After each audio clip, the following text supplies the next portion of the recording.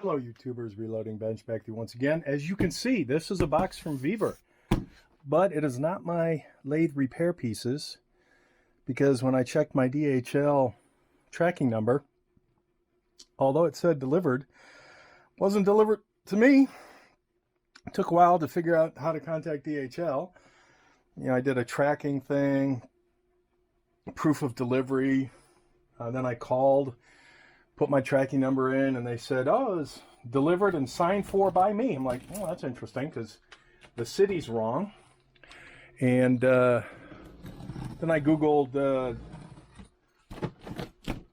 DHL customer support. I was able to talk with somebody in a foreign country who spoke very good English. And he was telling me where it was delivered. I'm like, well, that's not my address. It's close, but it's not my address. And he said, well, we'll put a tracking number on it. And when he gave me the address, I went and knocked on that door. Nobody's answering. So, you know, so much for my neighbors. We'll see what happens. But this is a different VEVOR product. And you can't see this, but be careful how I pull this out. This is a VEVOR portable bandsaw. And you probably know I have a thing for saws. Craftsman. A lot of Craftsman stuff. In fact, I've been trying to sell a Craftsman saw. But this particular, the story behind this saw, which you can't see. So how about I unbox off the bench and put it on the bench. Back in a second. Right, so instructions, very thin manual. These were the hex wrenches that were floating around in the bottom of the box with whatever that goes to. So now let's pull out the actual saw. I'm going to keep all this stuff together, and we'll find out what that puppy's for. Some of you might be saying, why are you dealing with VEVOR again? And I'm going to say that VEVOR is kind of like Harbor Freight. Harbor Freight has a place, and I am a Harbor Freight fan to a degree. So I'm going to caveat that statement with, it depends. So if I'm needing a tool that I'm going to use once a year, once every couple years, I'm okay with Harbor Freight. Because Harbor Freight is kind of a get what you pay for kind of deal. And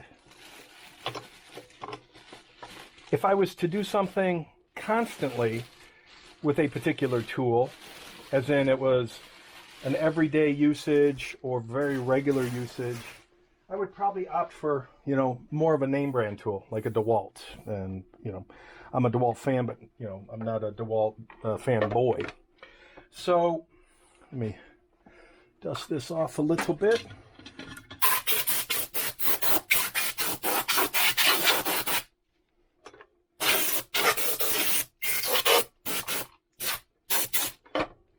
So the reason behind this particular purchase, well, there's a couple reasons behind it.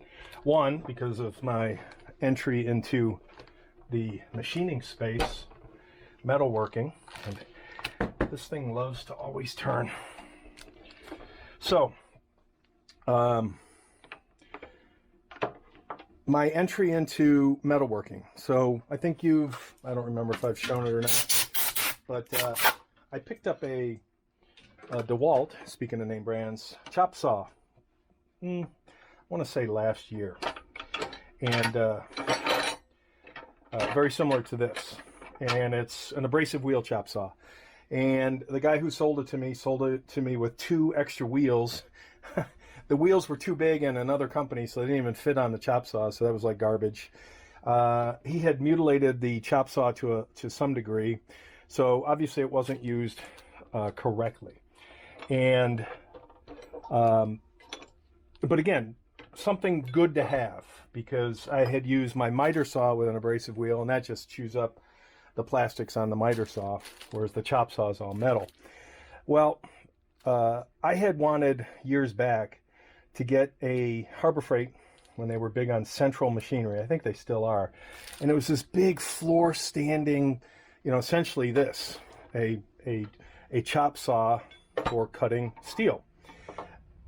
The stuff I would cut, and I think this has a 5-inch mouth, the stuff I would cut is so negligible meaning in size. I can't see anything larger than, you know, 5-inch. And this is more for tubing, round stuff.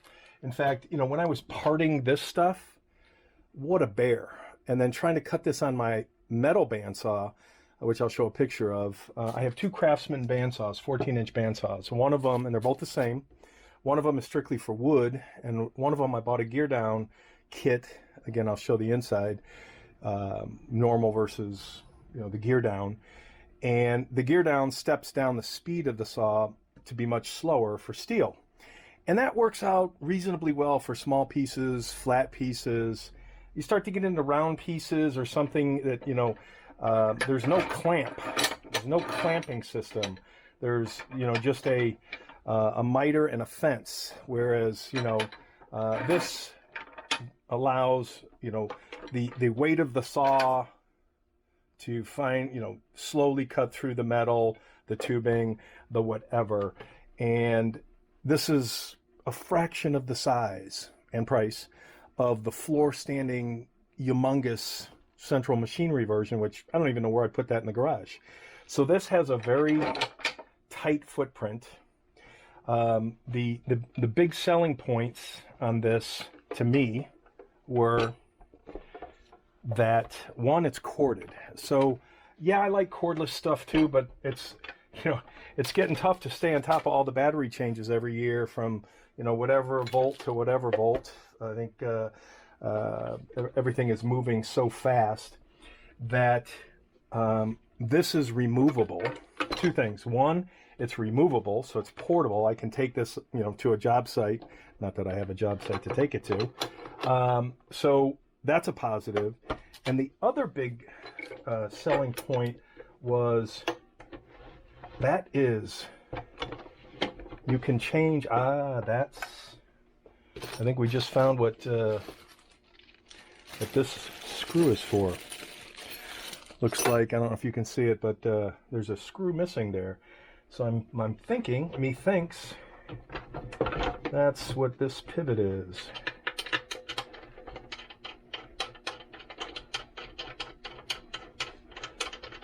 I don't know if that's, I don't feel anything grabbing. I wonder if there was a, let me loosen this. Come on now.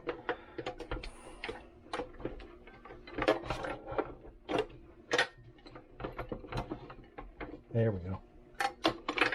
Cable in the way.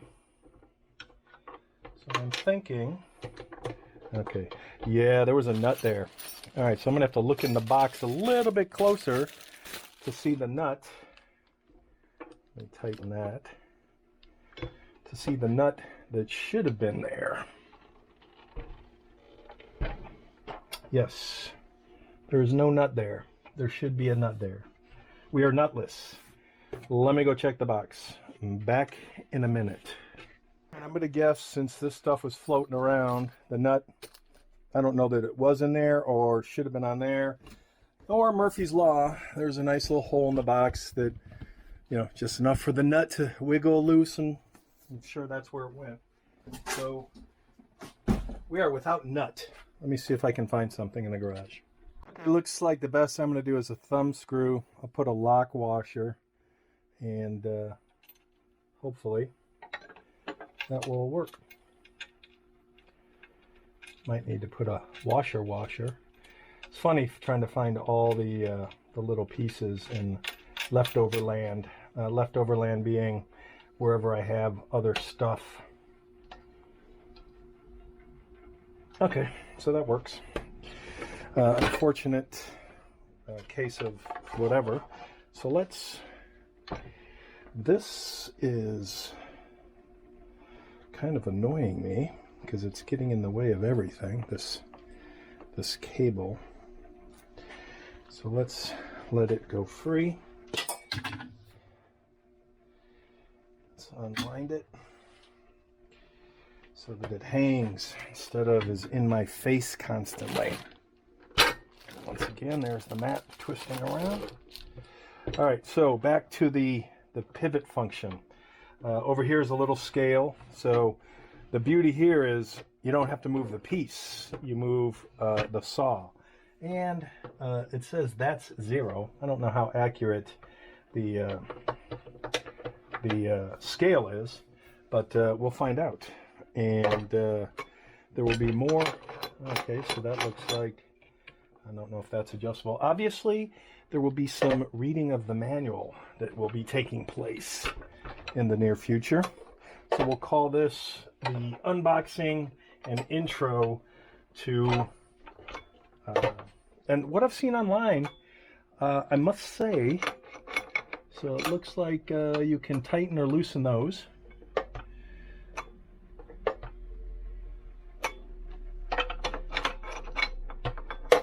Depending on, you know, where you want the cut to be. So I'm going to tighten those up a little bit. Oh, these are ball, or this one is at least.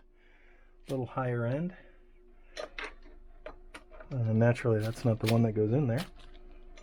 So I will tighten this up just a tad. And I'll tighten this one up just a tad. So it's maybe more than a tad.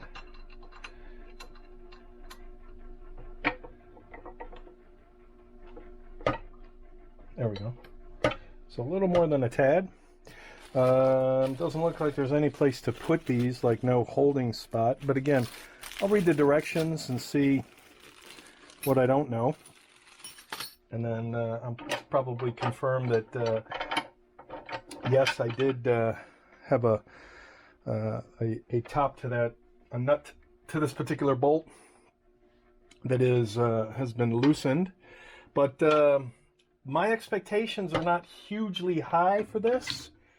But I will say that all the reviews that I've seen online are along the lines of, hey, I was pleasantly surprised by what you got for what you paid for. So I'm taking the lathe approach to this, in that you know, this is not a high-end tool. I didn't want to spend high-end money for the type of cutting I'll do, but this should come in handy for the type of cutting I do, where the 14-inch radial bandsaw is just not the right tool, just not robust enough to cut through what I may be trying to cut through, and we'll see. So this is the intro video. We'll obviously do some cuts at some later date, but that's the tool. Today is VEVOR saw day, and I love putting small, like my miter saw, my bandsaw, on these little Harbor Freight dollies, because it's easy to move them around the garage. So, as I've said before, I enjoy playing Tetris with my garage space. So we are going to put this together, which essentially amounts to putting the blade on by removing these two plastic covers, which you can't see right now. I think there's been other videos on that, so I'm not going to waste time with that. I'll show it assembled, and we'll cut a piece of steel and see how it works. So blade is installed. All right, so blade is installed, and I was going to just clean this piece of steel up from years ago. And as you can see, I have a brass bar in there, same diameter, for support, because this is too short for this type of clamp. I'm sure I could do something different with like a C-clamp, but for a quickie demo, we'll see how this works. I'll flip it around, power it up, and let's see what we get. All right, you guys are up close and personal. Everything's locked down. I don't care if this is zeroed. I'm just doing it for the sake of trying this out. And it looks like we've got a couple of options here.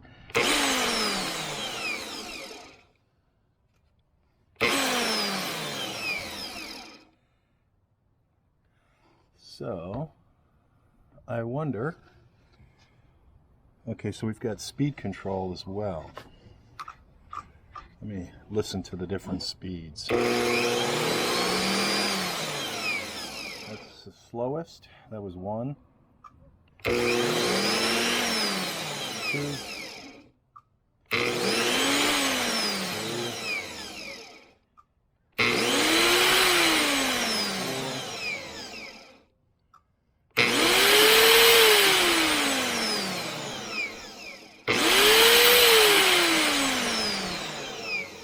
So 6 speed control. So we're going to start with the slowest. So what's interesting is there's an on and off button on the top, as well as the trigger. I don't know that the on and off button does anything, because when I have it set to the off, it's still. And it says there's an LED light. Maybe that's okay. So the on and off button, let me make sure the on and off button is for the LED light. I don't know if you can see that. All right, so we have our on off for this light. Hopefully, actually, I don't think you can see that. On off for this light, workspace light.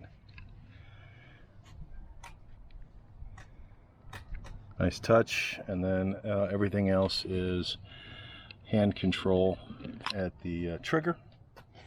We've got 6 speeds. This is 1. 2.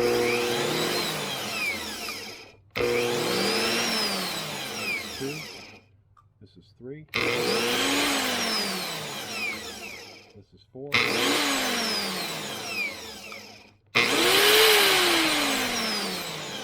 That was 5.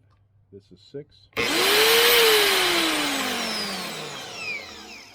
We're going to start with 1, and I think I'm just going to start it, and then so the difference, I don't see a lock, which is both a good thing and a bad thing. So the central machinery version had a way to turn it on and just let the gravity of the machine cut the piece of metal and take however long it takes, whereas this seems to be you got to have your trigger, your finger on the trigger. So we'll see how this goes.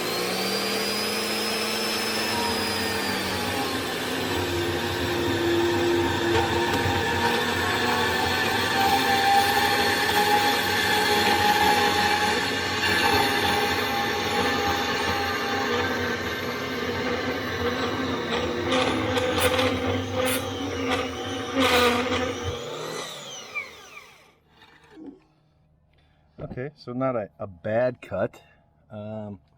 Let's adjust this and see if we can go a little bit faster.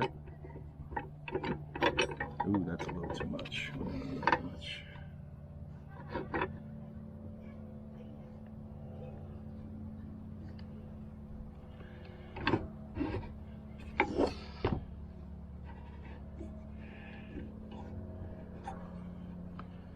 All right. Let's go with speed number 2. See if that makes a big difference.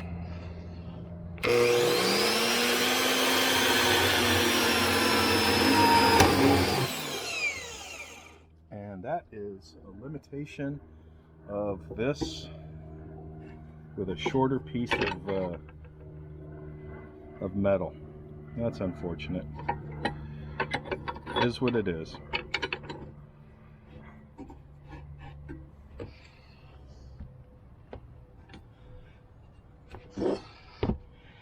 And that is not a VEVOR fault. That is me trying to cut a piece of metal that is. I'm going to step it up to 3. And I'm not really using any pressure. I'm just letting the weight and then guiding it. You know what? Let's try 4. Nope, back to 3.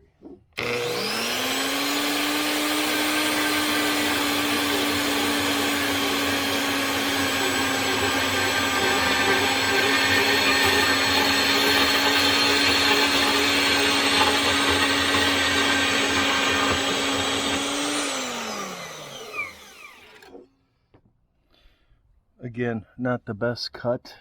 I'll experiment with speeds, and not the best piece of material to test on probably. Let me file that and see if I can find something else. So I'm going to say that's 1/4 inch. Again, we're at speed 3.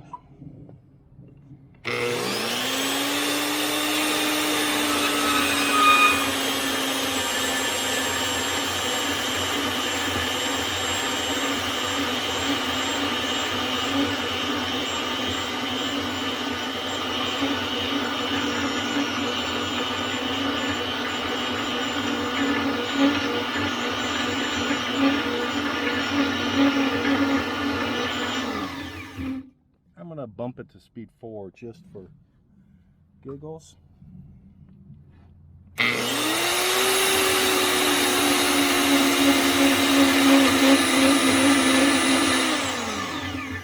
Back to 3. Don't want to see heat.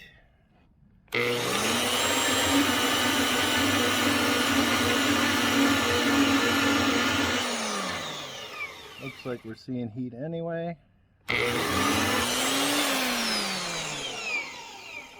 That's a nice cut, actually. Grab a piece of pliers, because I know that's hot.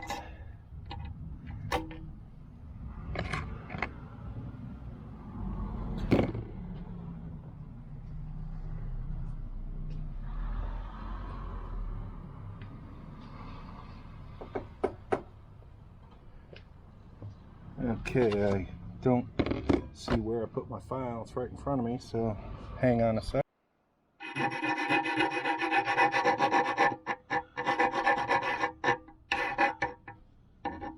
So it looks like there's a little burrish there. Let's see if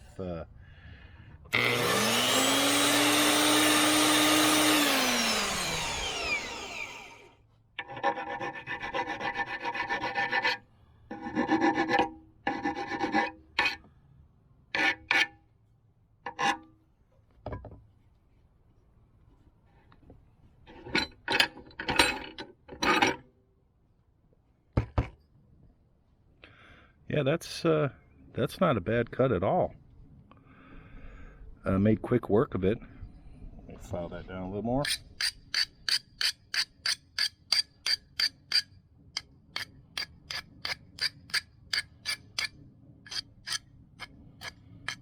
Because Murphy's Law says the next time I go to pick it up, it'll be sharp. Yeah, that, you know, on a bandsaw, I'm not going to get this kind of clean cut, because the bandsaw, I'm going to say for very small pieces, and even this is a small piece, but that's a really clean cut. Bandsaw, because of the way the blade moves around, that would be a little more challenging. And it'll probably do, you know, quite easily on this piece of material.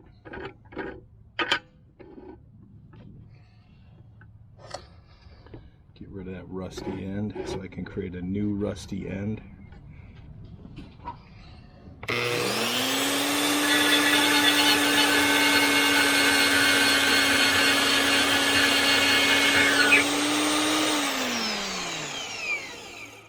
So I was letting the weight of the saw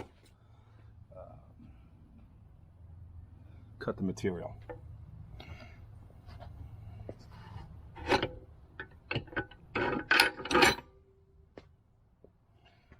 So I'm going to say, hey VEVOR, good job for what this costs and what it delivers. 2 blades, my nominal use of cutting, metal cutting.